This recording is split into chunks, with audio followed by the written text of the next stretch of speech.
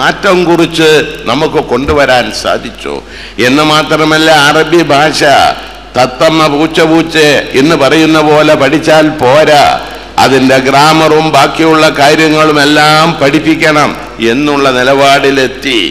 അവിടെ നിന്നുകൂടി നമ്മുടെ മർക്കസ പോലുള്ള സ്ഥാപനങ്ങൾ അവിടെ നിന്നുകൂടി ഉയർന്നു എന്നുള്ള കാര്യം കാണണം.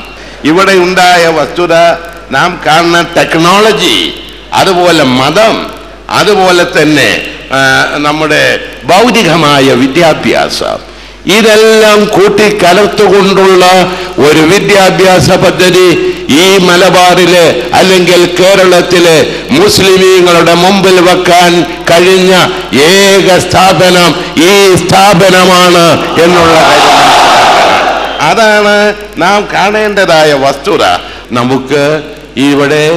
നമുക്ക് നീതി, ശാന്തി, സമാധാനം, ഇതുപോലുള്ള സ്ഥാപനങ്ങൾ ഇതെല്ലാം ഉണ്ടായാൽ മാത്രമേ നിലനിൽപ്പുള്ളൂ. അതുണ്ടാവണമെങ്കിൽ വർഗീയതക്കും തീവ്രവാദത്തിനും എതിരായി നമുക്ക് പോരാടാൻ സാധിക്കണം. അതിനുവേണ്ടി കഴിഞ്ഞ 3-4 വർഷക്കാലത്തിനുള്ളിൽ ഞാൻ നോക്കുകയാണ് ഏത് മുസ്ലിം സംഘടനയാണ് ചെയ്യുന്നത് എന്ന്.